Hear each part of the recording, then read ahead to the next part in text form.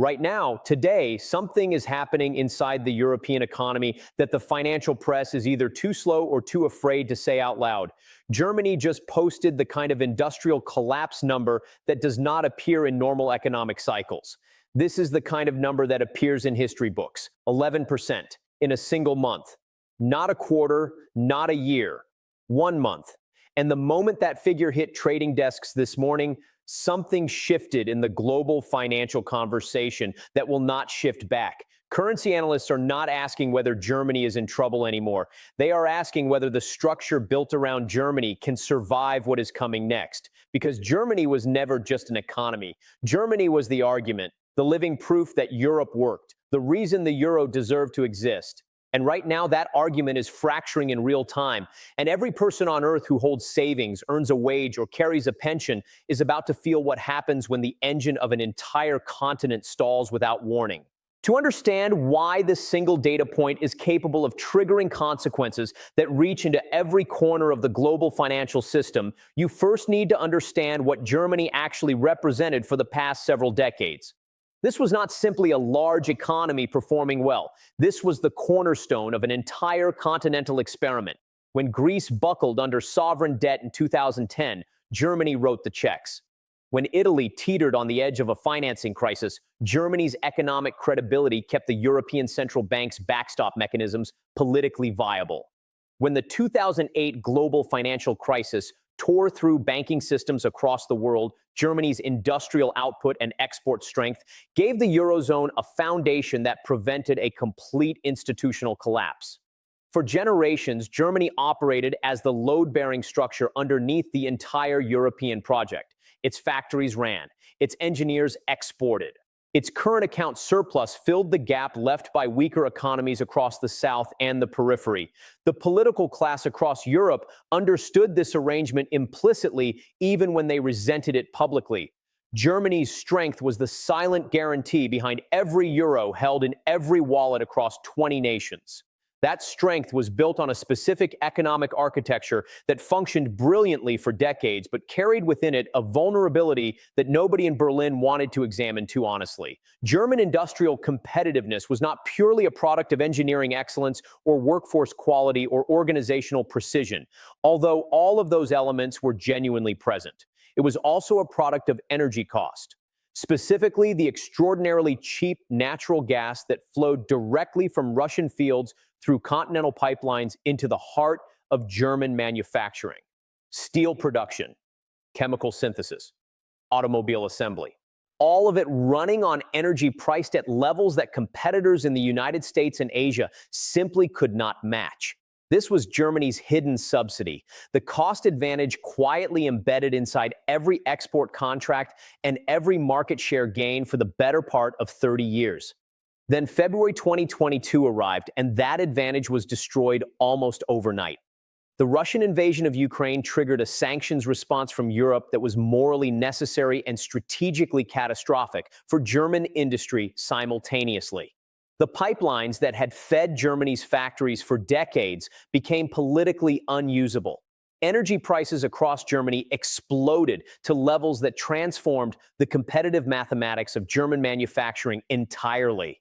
What had been a cost advantage became a cost crisis. Companies that had built their entire operational model around affordable industrial energy suddenly faced electricity bills that made continued German production financially irrational. BASF, the chemical giant headquartered in Ludwigshafen and one of the largest industrial employers in the entire country, began redirecting its investment capital away from Germany, not pausing, not reviewing, redirecting to the United States, to China, to wherever the energy economics made production viable again. Volkswagen, the automotive institution that had survived the Second World War and every recession and financial crisis in the 8 decades since, began seriously discussing factory closures inside Germany for the first time in its corporate existence. The signal being sent by decisions at that scale was unambiguous to anyone paying attention. Germany's industrial model was not facing a temporary headwind. It was facing a structural repricing of its core competitive assumptions. And that repricing was happening at exactly the moment when the political system needed to respond with speed, clarity, and decisive intervention. 2 p.m. Instead, the political system delivered the opposite of speed and clarity. Germany's post-2022 political environment became a study in institutional paralysis, arriving at precisely the wrong historical moment. Coalition governments fractured under the pressure of competing economic philosophies. The center of German politics, which had functioned as a reliable governing majority for decades, splintered into fragments as voters, frustrated by rising costs and declining industrial confidence, pushed toward parties at both edges of the spectrum. The result was a leadership vacuum of exactly the kind that compounds economic crises rather than containing them. While German politicians debated budget rules and coalition arithmetic, the competitive landscape outside Germany's borders was being permanently reshaped. The United States moved with a speed and fiscal scale that European policymakers watched with a mixture of admiration and dread. Hundreds of billions of dollars directed into American industrial capacity through subsidy architecture designed specifically to pull manufacturing investment away from every other economy on Earth, including Germany. The incentive structures embedded in that legislation were not subtle. They were engineered to make American production more attractive than German production for any company weighing where to place its next major capital commitment. And those incentives worked. Investment decisions that might have landed in Germany landed in Ohio, in Texas, in the American Southeast instead. China, meanwhile, continued expanding its manufacturing base with a pace and a capital deployment capacity that no European economy was positioned to match or meaningfully compete against. Chinese electric vehicle manufacturers were not waiting for Volkswagen to resolve its energy cost dilemma. They were flooding global markets with products directly targeting the segments where German automotive exports had built their international reputation. Cheaper, increasingly capable, backed by state support that made the pricing structures European competitors faced impossible to undercut through efficiency gains alone. Every month Germany spent in political negotiation and economic contraction was a month its most dangerous competitors used to permanently absorb market share that German industry had spent generations accumulating. The 11% collapse in industrial orders needs to be understood inside this context because taken in isolation, it looks like a bad month. Placed inside the trajectory of the past 3 years, it reveals something considerably more alarming. Industrial orders are not a lagging indicator. They are a forward signal. They measure decisions being made right now by buyers around the world about where to source their products over the coming months. An 11% fall in a single month means that purchasing managers in the United States, in Japan, in the Gulf states, in Southeast Asia, looked at German pricing, German delivery timelines, German cost structures, and chose a different supplier. That choice does not automatically reverse when the data improves. Supply relationships once broken tend to rebuild slowly and incompletely.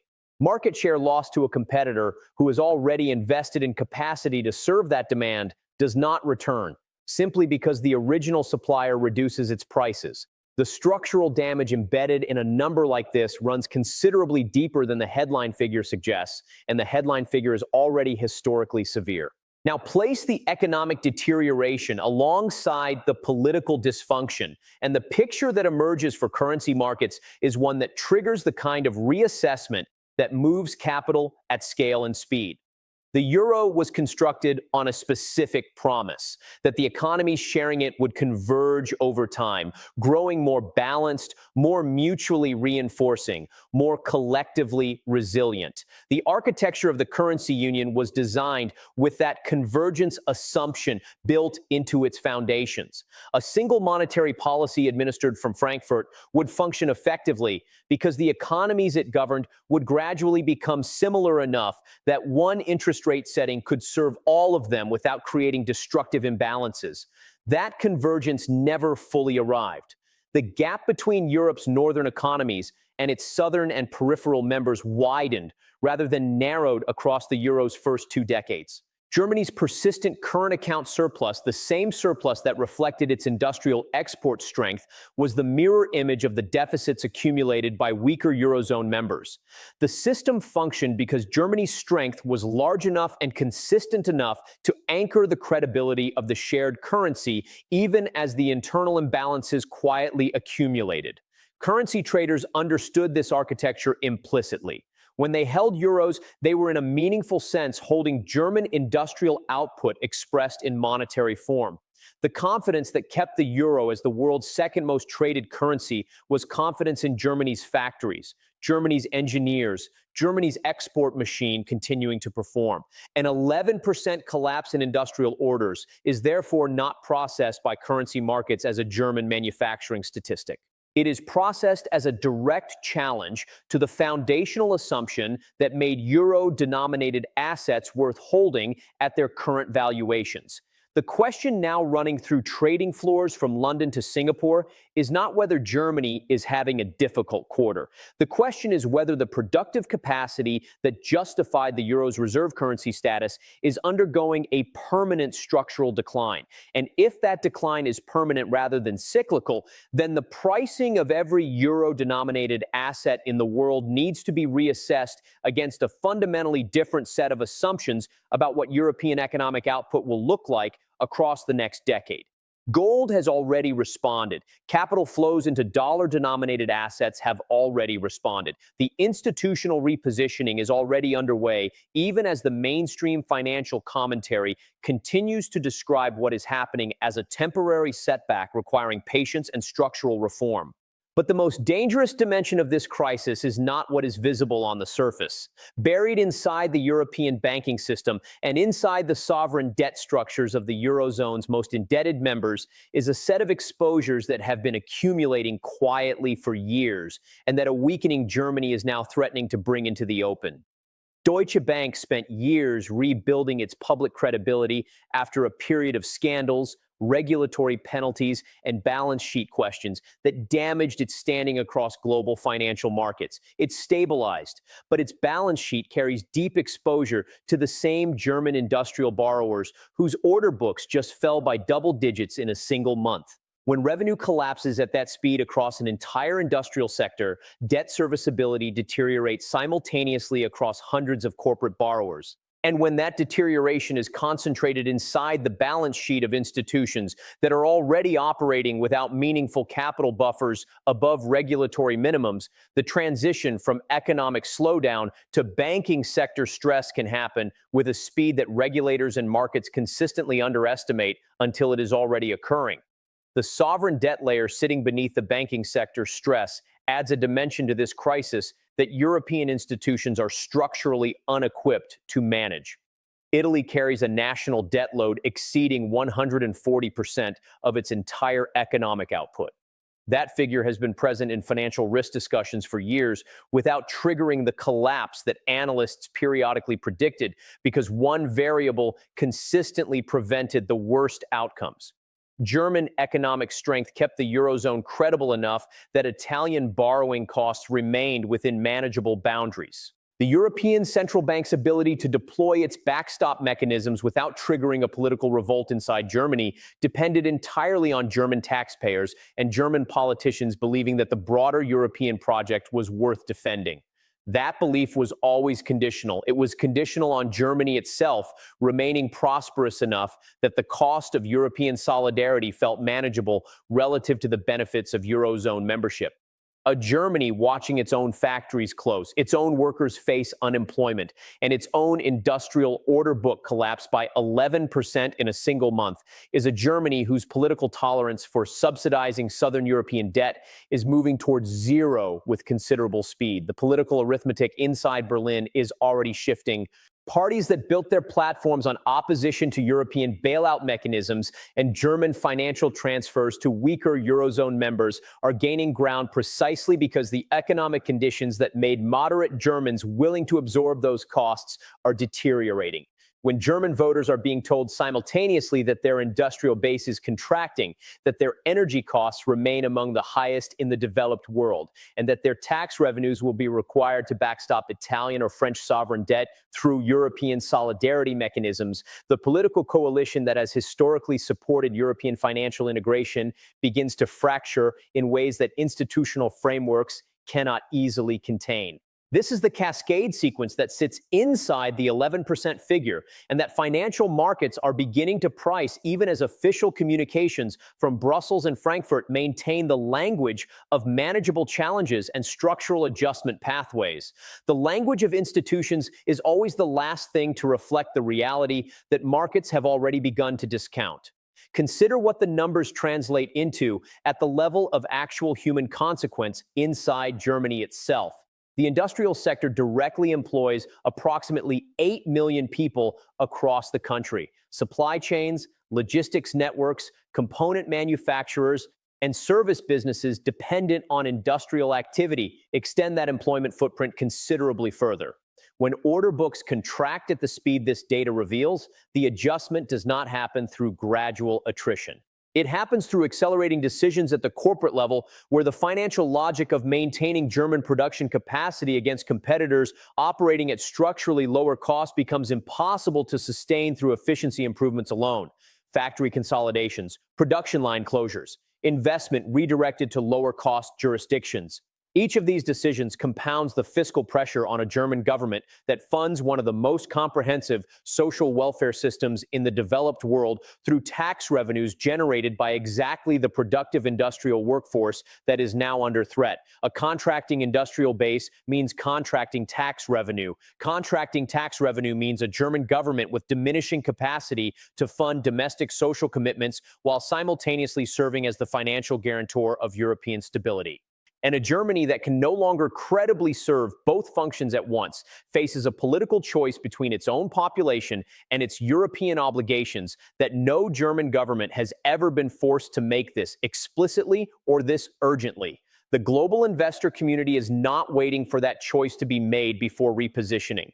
Capital does not wait for official announcements or policy decisions before it moves. It moves on probability assessments about future conditions, and the probability assessments currently being made about European economic trajectory are generating capital flows that reinforce the very deterioration they are responding to. This is the self-reinforcing dynamic that makes currency and sovereign debt crises so difficult to arrest once they achieve momentum. Each capital outflow reduces the financial cushion available to absorb the next shock. Each reduction in that cushion raises the probability of the subsequent shock becoming unmanageable. Each increase in that probability accelerates the next round of capital repositioning. European policymakers have navigated versions of this dynamic before. Mario Draghi's intervention in 2012 broke a previous iteration of exactly this feedback loop with 3 words that restructured market expectations completely. But Draghi's intervention worked because the underlying German economic engine was still running.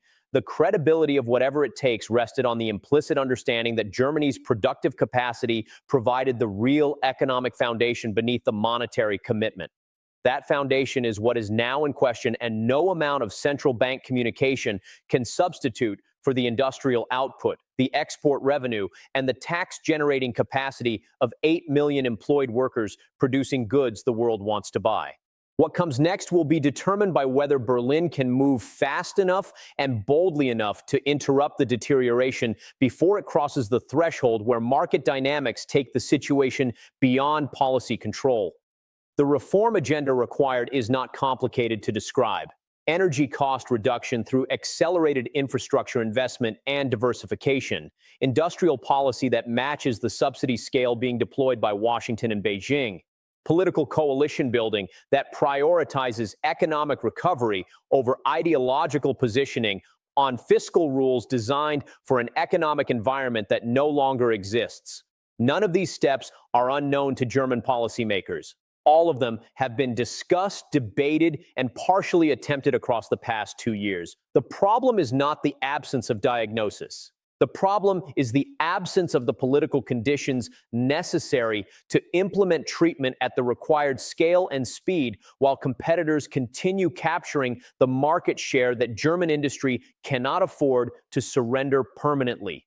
The 11% collapse is not the end of this story. It is the moment when the story became impossible to ignore. What happens in the months ahead inside German politics, inside European banking boardrooms, inside the currency trading operations that set the daily value of the euro against every other major currency on earth will determine whether this becomes the crisis that forced Europe to finally rebuild its economic foundations, or the crisis that confirmed the eurozone had passed the point where rebuilding remained possible. Either outcome will reshape the financial landscape that every person holding savings or earning income across this continent navigates for the next generation. The decisions being made right now in Berlin, in Frankfurt, and in Brussels are not abstract policy choices. They are the choices that will define whether European prosperity survives the pressure it is currently under, or whether the 11% hole in Germany's industrial order book becomes the number historians cite when explaining how the European economic era ended. Subscribe now and stay close, because when the next data release lands and when the banking sector stress that is quietly building finally becomes impossible for regulators to contain, we will be here with the analysis that cuts through the institutional language and tells you exactly what it means for your money, your savings, and your future.